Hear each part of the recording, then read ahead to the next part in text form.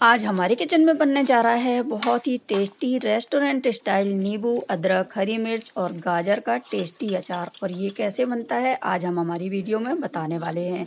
बहुत ही ज़्यादा टेस्टी रहता है, चटपटा रहता है और आसानी से हम अपने घर में भी इसे बना सकते हैं बिना किसी झंझट के, और बहुत कम इंग्रेडिएंट के साथ में इसे हम बना सकते हैं और साल भर तक ये अचार ख़राब नहीं होगा। मैं ऐसी ट्रिक आपको बताऊंगी कि ये अचार सालों साल तक चलेगा। तो अचार बनाने के लिए हम कुछ चीज़ें तैयार कर लेते हैं। जैसे मैंने यहाँ ले लिए हैं नींबू, हरी मिर्च, लाल मिर्च, अदरक और यहाँ मैंने ले लिए हैं गाजर।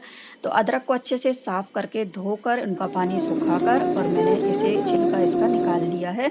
पूरी तरह से छिलका निकालने के बाद अब हम इसे कट करेंगे। सारी सब्जियों को हम एक ही शेप और साइज़ में कट करना है। तो यहाँ मैं अदरक को ले रही हूँ और आप अपने हिसाब से मोटा पतला जैसा भी रखना चाहें अदरक रख सकते हैं। अगर आपको पसंद है अदरक तो डाल सकते हैं, नहीं तो स्किप भी कर सकते हैं। वैसे अदरक बहुत ज़्यादा पाचन में अच्छा रहता है नींबू के साथ मिलकर, तो मैं अदरक ज़रूर डालूँगी। और साथ में सब्जियों को भी तैयार कर लिया है मैंने। और अब हम क्या करेंगे, इन्हें थोड़ा-सा धूप दिखाएँगे। 2 से ढाई घंटे की धूप मैंने इसमें दिखाई थी, ताकि ये इनका जो एक्स्ट्रा मॉइस्चर है ना, पूरी तरह से निकल जाए। पानी वगैरह होगा जो सूख जाएगा। तो अच्छे से 2 से ढाई घंटा हो गया है, ये देखिए, और सब्जियाँ सॉफ्ट पड़ चुकी हैं। आप इसमें और भी सब्जियाँ मिक्स कर सकते हैं। तो यहाँ देखिए गाजर भी अच्छे से सॉफ्ट हो गई है। अब हम क्या करेंगे, ले लेते हैं एक कढ़ाई, उसमें डालेंगे तेल। तो मैंने यहाँ 2 से 3 टेबल स्पून सरसों का तेल यूज़ किया है और तेल में धुआँ निकलने तक तेल को हम गरम करेंगे। और धुआँ निकलना बहुत ज़रूरी है, और इससे सरसों का तेल जो हम डालने वाले हैं ना, तो वो कड़वा नहीं लगेगा। नहीं तो कच्चा तेल डालने से अचार बाद में कड़वा लगने लगता है। अब सारी सब्जियों को हम डाल देते हैं तेल में, और तेल में अच्छे से हम इसे फ्राई करेंगे। फ्राई करना बहुत ज़रूरी है सब्जियों को, नहीं तो क्या होगा, जब सब्जियां बाद में ये ख़राब होने का डर रहता है। जो सब्जियां रहती हैं ना, इसमें फफूंद भी लग सकती हैं। तो अच्छे से फ्राई करेंगे, और धूप तो हमने दिखाई दिया है, बाद में भी हम इसे धूप दिखाएंगे। तो अच्छे से हम इसे फ्राई कर लेते हैं और अच्छे से इन्हें सॉफ्ट होने तक पका लेते हैं। तो अच्छे से इन्हें हम चलाते हुए इसी तरह से फ्राई करेंगे और 2 से 3 मिनट ढककर भी पकाएंगे। तो ढक देते हैं 2 से 3 मिनट के लिए। ढककर पकाने के बाद सब्जियां यहाँ सॉफ्ट पड़ चुकी हैं, और अब हम इसे ज़्यादा नहीं पकाएंगे। बहुत पूरी तरह से नहीं गलाना है, पूरी तरह से पकाना नहीं है, बस हल्का सा सॉफ्ट हो जाना चाहिए, क्योंकि बाद में हम इसे धूप में रखेंगे ना, तो ये वैसे भी सॉफ्ट पड़ जाएंगी। और अब हम इसे ठंडा होने के लिए साइड में रख देते हैं, अच्छी तरह से ठंडी हो जाएं सब्जियां। अब क्या करेंगे, इसी कढ़ाई में डाल देते हैं आधा कप तेल, और इसे भी हम धुआं निकलने तक गर्म करेंगे और ठंडा होने के लिए छोड़ देंगे। जब तक ये ठंडा हो रहा है तब तक हम दूसरी चीज़ें तैयार कर लेते हैं। धुआं निकलने लगा है, गैस बंद कर देते हैं। अब हम कर लेते हैं नींबुओं को तैयार। तो नींबुओं को हम इस तरह से कट करेंगे, और सारे नींबुओं को हम कट कर लेंगे। 2 से 3 नींबू मैं बिना कट करे बचाऊंगी। उन्हें हम ऐसे जो पल्प है, पल्प की सही थी, हम उसमें डालेंगे, अचार में डालेंगे। तो इनका हम जूस निकाल लेते हैं, और इनके हम छिलकों को बिल्कुल भी नहीं फेंकेंगे। छिलकों को भी हम अचार में यूज़ करने वाले हैं। तो हमने इसका रस निकाल लिया है, और आधा कप के करीब हम इसमें रस तैयार कर चुके हैं, और इन्हें हम छान लेते हैं। छानना बहुत ज़रूरी है। इनके जो सीड्स रहते हैं ना, बहुत कड़वे रहते हैं, अचार में मिलेंगे तो टेस्टी नहीं लगेंगे अगर मुंह में आ गए तो इस तरह से हमने इसे छान लिया है। और यहाँ नींबू का जूस तैयार हो गया है, और इनके छिलकों को हम कट कर लेते हैं छोटे छोटे पीसेस में। और जो एक्स्ट्रा नींबू हमने बचा के रखे थे, इन्हें भी हम कट कर लेते हैं। तो सारे नींबुओं को हम छोटे छोटे पीसेस में कट करेंगे, क्योंकि जब हम चम्मच से अचार को निकालेंगे ना, तो नींबू के पीस भी आना चाहिए, इसलिए हम छोटे छोटे पीस कट करेंगे। जो हमारी सब्जियां हैं वो भी हम छोटे छोटे पीसेस में ही कट किए हुए हैं।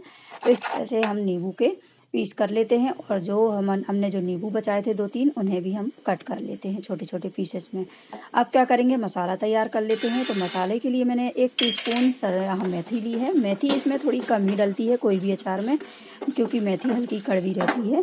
थोड़ा सा भूनने के बाद हल्का सा इसका कलर चेंज हो गया है, हम इसमें डाल देते हैं 2 टेबल स्पून सौंफ और 1 टेबल स्पून जीरा, और 2 टीस्पून हम इसमें डाल देते हैं काली मिर्च। और सब चीज़ों को भून लेते हैं। जलाना बिल्कुल भी नहीं है, बस इनका मॉइस्चर ख़त्म होने तक इन्हें भूनना है। हल्का सा इसका कलर चेंज हो जाना चाहिए, बस इतना ही हमें भूनना है।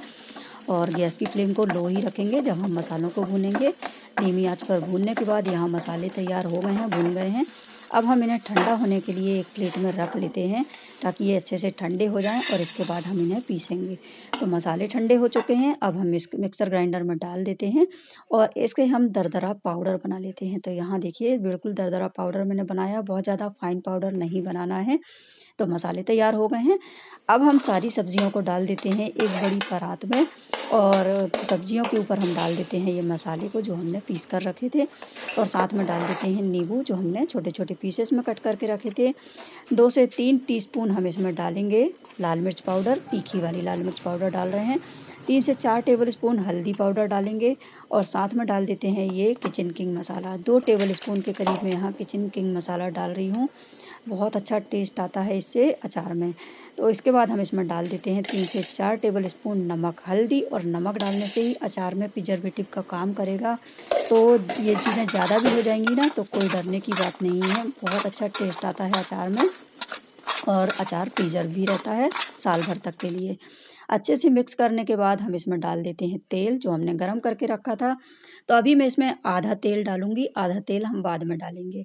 और जो नींबू का रस हमने बना कर रखा था ना इसे भी डालेंगे, तो ये भी हम आधा यूज़ करेंगे और आधा हम बाद में यूज़ करेंगे। और सब चीज़ें डालने के बाद अच्छे से मिक्स कर देते हैं मसाले में, ताकि एक एक ये हमारी सब्जियां और जो नींबू के छिलके हैं उसमें मसाला और नींबू तेल अच्छे से मिक्स हो जाए। मैं यहाँ राई की जो दाल रहती है, सरसों की दाल, उसे डालना भूल गई थी तो उसे भी डाल देते हैं। 3 से 4 टेबल स्पून के करीब डालेंगे और अच्छे से हम इसे चला देते हैं और मिक्स कर देते हैं, पूरे मसाले में अच्छे से मिक्स हो जाएगा।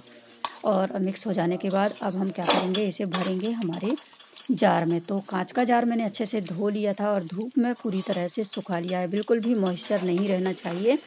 2 घंटे तक मैंने इसे सुखाया हुआ है ताकि इसका जो मॉइस्चर जो धोया था हमने वो पूरी तरह से सूख जाए। अब हम इसमें भर देते हैं अचार को और अचार इस तरह से ढकने के बाद ना सालों तक ख़राब नहीं होता। और एक और ट्रिक मैं आपको बताऊंगी ताकि अचार ज़्यादा दिन तक हमारा सेफ़ रहेगा, ख़राब नहीं होगा। अब जो नींबू का रस और तेल हमने जो बचाया था उसे डाल देते हैं और साथ में मैं यहाँ विनेगर यूज़ करूँगी। तो विनेगर 2 टेबल स्पून के करीब मैं यहाँ यूज़ कर रही हूँ, वाइट विनेगर। इससे अचार साल भर तक टिकेगा, ख़राब नहीं होगा। इसके पहले जो अचार बनाती थी ना तो उसमें मैं विनेगर नहीं डालती थी, वो ख़राब हो जाता था। तो विनेगर डालने से अचार ज़्यादा दिन तक टिकता है। तेल हम यूज़ करने वाले हैं जो पूरा तरह से डाल देते हैं, तेल, नींबू सभी चीज़ें डालने के बाद ढक्कन बंद करके इसे हम सेक करेंगे ताकि जो पूरी सब्जियां और नींबू है ना सभी में अच्छे से विनेगर, तेल और नींबू का रस लग जाए। और अब हम इसे रखेंगे 2 से 3 दिन तक धूप में, क्योंकि नींबू डाला है ना, नींबू भी तो पकना ज़रूरी है। तो इसके लिए हम इसे 2 से 3 दिन धूप में रखेंगे और बाद में इसे हम सर्व करेंगे। मिलते हैं अगली वीडियो में नेक्स्ट रेसिपी के साथ में।